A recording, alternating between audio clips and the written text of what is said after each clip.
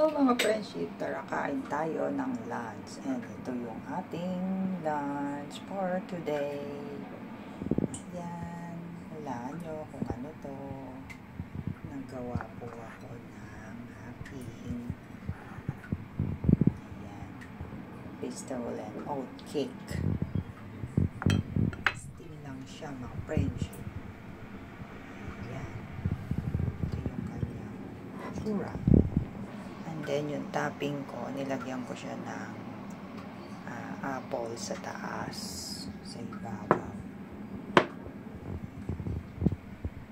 So, try natin kung anong lasa.